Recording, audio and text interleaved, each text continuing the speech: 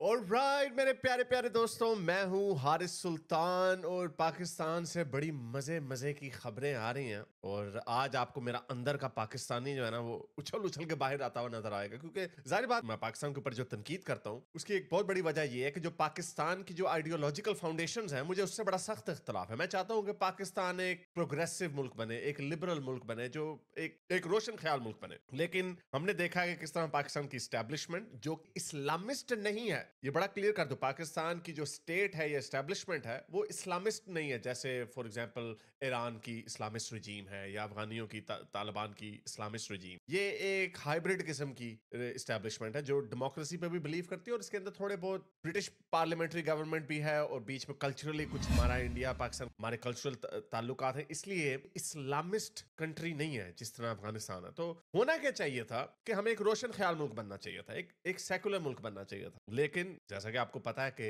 कुछ ताकतें हमारी ऐसी हैं जिन्होंने सोचा कि नहीं, हम जरा हाइब्रिड सब बनाते हैं, थोड़ा सा इस्लाम भी लगाते हैं, थोड़ा सा इस्लाम का तड़का लगाते हैं, कोई शरिया का टच देते हैं बीच में, तो इस तरह की करेंगे। तो जब आप आग के साथ खेलेंगे तो आप जलने का भी खतरा है। तो पिछले कोई 15-16 सालों में हमने देखा कि किस तरह हमारी स्टैब्लिशमेंट ने एक जिन को हवा दी, एक बल्कि जिन पैदा किया, फ्रैंकेनस्टाइन मॉन्स्टर बनाया, टीएलपी। वो जी क्यों किया जी? ताकि जो मेन स्ट्रीम की पॉलिटिकल पार्टीज, पीपल्स पार्टी और पीएमएलएन, इनको जरा चेक के अंदर रखा जाए। फिर हमने देखा कि किस तरह पीटीआई ने भी उनको यूज करने की कोशिश की। जब फैजाबाद का एक धरना हुआ था, 16-17 में धरना हुआ था, टीएलपी ने किया था। उस वक्त खादिम हुसैन एक टांग वाला जिंदा था, तो उसने पाक नवाज शरीफ की हुकूमत के खिलाफ धरना किया था, जिसमें नवाज शरीफ ने एक जो ओथ होता है ना, हल्फ जो आप ओथ लेते हैं कोई भी पोजीशन लेने से पहले, पार्लियामेंटेरियन होते, तो उसमें उसने रसूल अल्लाह या कुछ इस तरह का कुछ चेंज किया था, जो इन्होंने कह दिया ओहो जी ये तो कादियानियों को आगे लाया जा रहा है। तो उसमें इमरान खान साहब जो थे वो भी उनके साथ जाके बैठ गए थे। यानी ये मैं जरा आपको पीटीआई की ना शरारत बताता हूँ पहले कि पीटीआई की हरकतें क्या है। फिर आपको पता है कि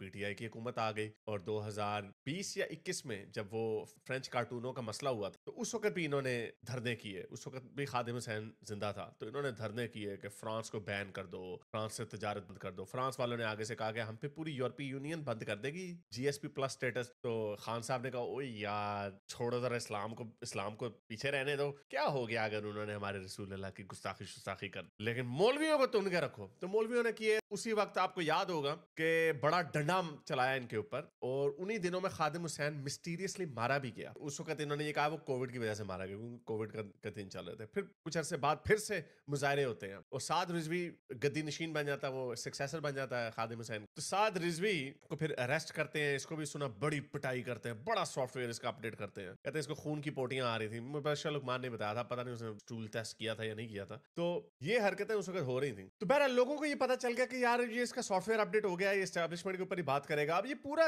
इसराइल गजा का इशू चल रहा था, तो इन्होंने कोई खास धरनेबाजी नहीं की, इन्होंने कुछ भी नहीं किया, कोई डिमांड मूड नहीं की। लेकिन अब ये पीस प्लान, जो सो कॉल्ड पीस प्लान है, जो कि होना माना नहीं, अभी फेल हो जाएगा। अभी आप देखना, हमास ने इनकार कर दिया हथियार डालने से। जाहिर बात है हमास क्यों हथियार डालेंगे? उनकी जो डिमांड ही है कि इसराइल को सफा हस्ती से मिटा दो। ये बाकी की जो हुकूमतें हैं वो टू स्टेट सोल्यूशन पे बिलीव, सऊदी अरब भी टू स्टेट सोल्यूशन बिलीव करता है, पाकिस्तान भी टू स्टेट सोल्यूशन पे बिलीव। तो जो इस्लामिस्ट हैं और जो पाकिस्तान के बल्कि लिबरल्स भी जो हैं, ये मैं देखा है, जो फातिमा भुट्टो शुट्टो जो है लिबरल हैं, ये सोशलिस्ट हैं, मार्क्सिस्ट, तो ये भी कहते हैं कि सफा हस्ती से मिटा दो। यानी जिनकी नफरत है देखो यहूदियों के साथ कितनी सख्त। इन्होंने एक मैन्युफैक्चर्ड मुल्क बनाया पाकिस्तान, एक मैन्युफैक्चर्ड मुल्क है, एक manufactured identity, it's not a real country. अगर आपने ये कहना ना कि जो इनहैबिटेंट्स हैं या नेटिव्स हैं, ये एक एस्टैब्लिश्ड आइडेंटिटी है। पंजाब है, बलोचिस्तान है, केपीके है, जो जिनके हिस्टोरिकल टाइज अफगानिस्तान के साथ मिलते हैं। बलोचिस्तान सेपरेट आइडेंटिटी है। सिंध की जो आइडेंटिटी है वो इंडिया से मिलती है, और पंजाब जो है वो तो है ही, आधा है पंजाब इंडिया में। तो ये मैन्युफैक्चर्ड आइडेंटिटी इन्होंने बनाई थी कि एक अलहदा मुल्क बनाएंगे मुसलमानों के लिए। आधे मुसलमान उधर ही छोड़ा है। सो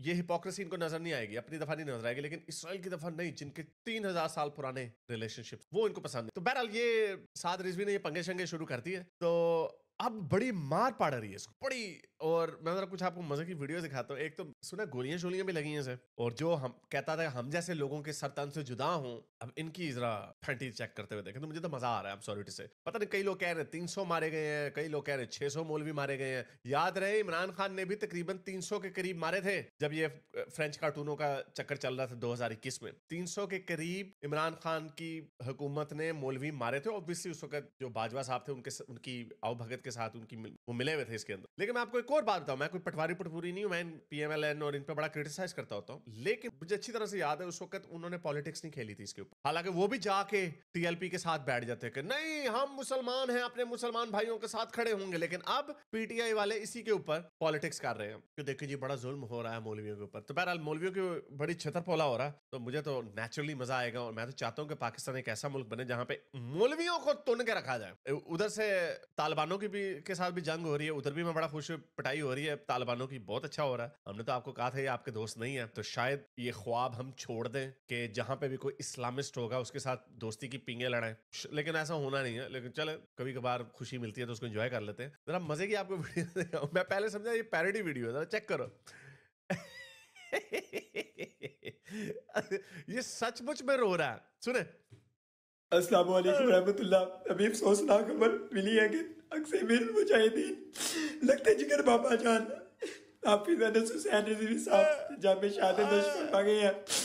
और लाती हो आज तो देख लो भाई, और सुनिए मर गए हो आज।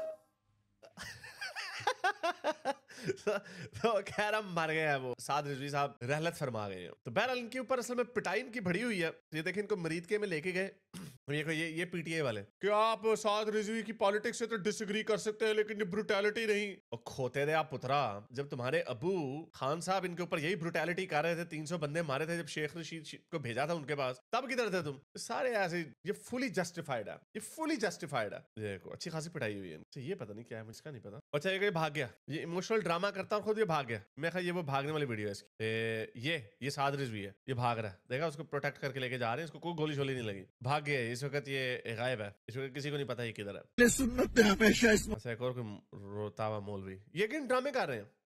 उनसे प्यार किया और कयामत तक करेंगी हमारी नस्लें। फौज से प्यार किया, फोर्सेस से प्यार किया।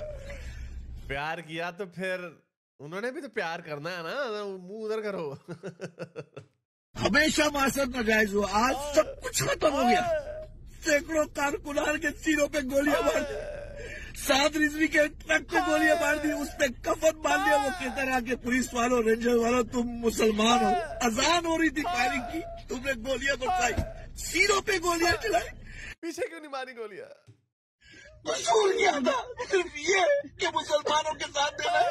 क्या ये भी रोंडे पाकिस्तान दो कौमी नजरिए पे नहीं बना? और उनके पठे दो कौमी नजरिया पाकिस्तान पे चल जाएगा, उधर क्यों नहीं चलेगा दो कौमी नजरिया? वो खोतिया मौलवी और मारो मारो।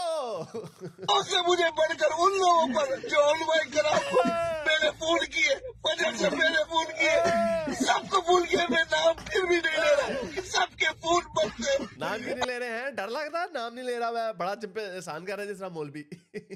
फोन किए, फजर से मैंने फोन किए, सबको फोन किए। मैं नाम फिर भी नहीं ले रहा, सबके फोन बैठा है मजे से कोई अच्छी सी SUV में। ये पैसा अभी मैं आपको एक और वीडियो में दिखाऊंगा। ये साद रिजवी वैसे अल्लाह के नाम पे रहते हैं, उसके घर से बरामद हुआ कोई 14 करोड़ रुपया कैश नकदी, 14 करोड़ रुपया। वाह मजे तो है ना फिर इनके। छितरपोला मारो यार, पिटाई करो इनकी।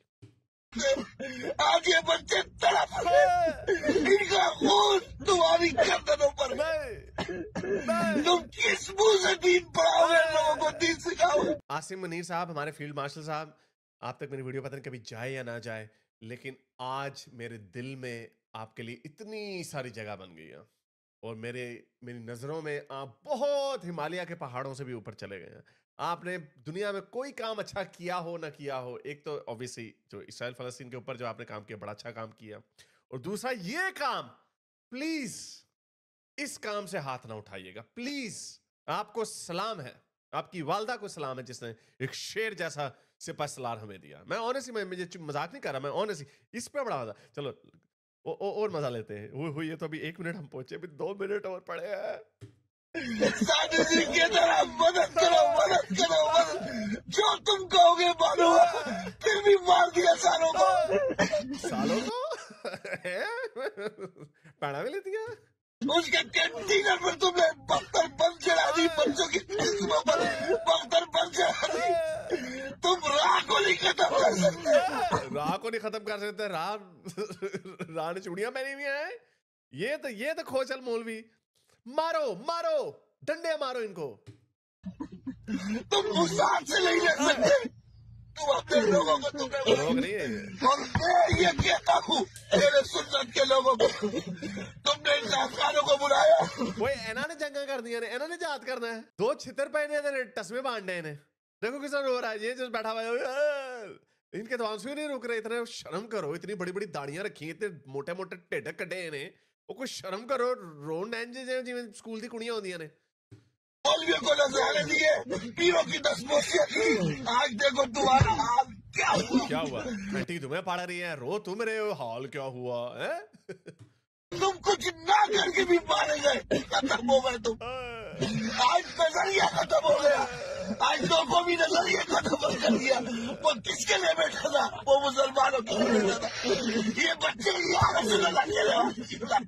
अच्छा बच कैसे गया, मुझे ये नहीं समझ आ रही है। तो बड़ा खुश मना रहे, मेरा ख्याल वाकई कि मार तो नहीं दिया, क्या हुआ? लुढ़क तो नहीं गया कहीं? ये बंदा जिस तरह रो रहा है, मुझे लगता है लुढ़क गया। पता नहीं, अब कुछ समझ नहीं आ रही।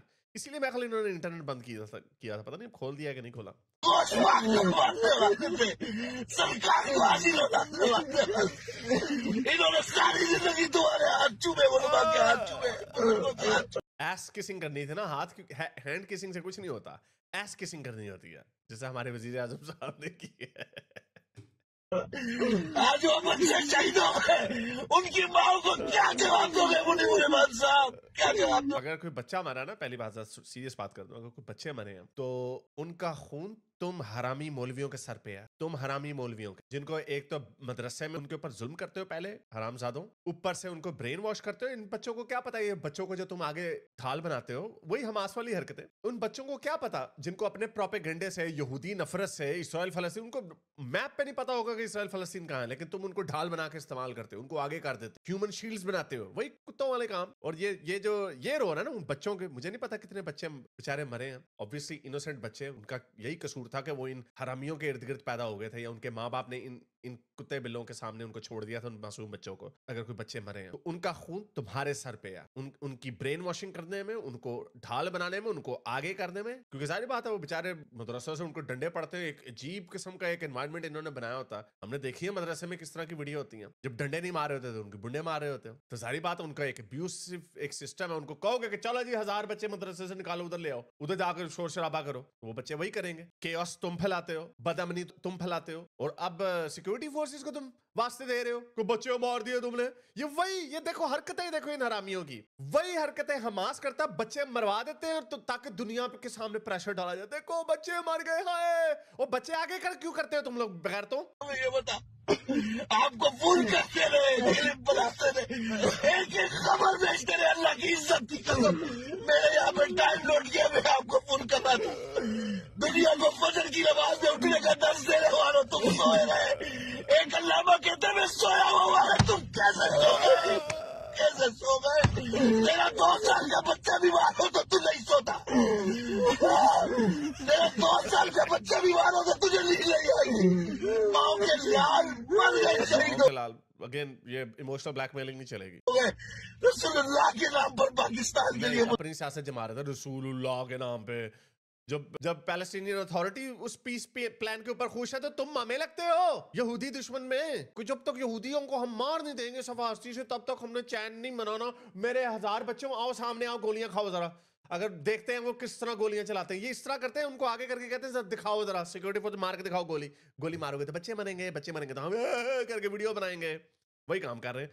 बहुत अच्छा किया आसिम मुनीर साहब, थैंक यू, बहुत सलाम आपको। अच्छा ये लो जी अपना बंदा साद रिजवी रॉ का एजेंट निकला है उसके घर से इंडियन करेंसी भी मिल गई है। सुनो जरा।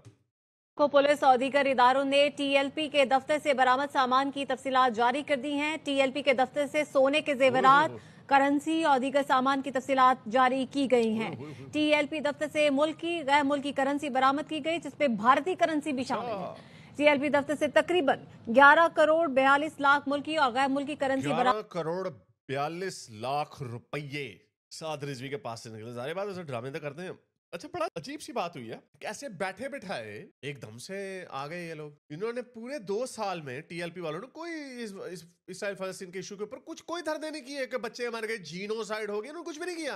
अब एकदम से इनको कुछ चुल हुई है, जब फलस्तीनी महमूद अब्बास वहां पे उनके साथ बैठा कह रहा है कि हाँ भी ठीक है, जब अरब कह रहे हैं हाँ भी ठीक है, हम पीस डील का हिस्सा बनना चाहते हैं, जो कि बनना नहीं है, क्योंकि हमास तो यही मौलवी है ना, उन्होंने तो नहीं हथियार डालने। तो ये कहां से एकदम से उठ के आ गए? ये देखो, ये तहरीके लब्बैक के सरबराह गोलियों के खाली खोल दिखा रहे हैं जब मुबैना तौर पर इनके कारकुनों पर दागे गए। इसको क्यों नहीं लगी कोई गोली? अच्छा, ये क्या है जी? अच्छा, ये इन्होंने रेंजर्स को मारा। हार्ट ब्रेकिंग न्यूज, साद रिजवी जिंदा है। ओहो 50,000 मोदी ने इजी लोड करवाने के लिए। ऐसा 50,000 रुपए भी है इसके बाद। Indian currency 50,000, euro 2,885, Saudi riyal 8,592, ऐसे ब्रिटिश पाउंड और भी है। आई थिंक इतनी काफी है कि मौलवियों की पिटाई हुई है।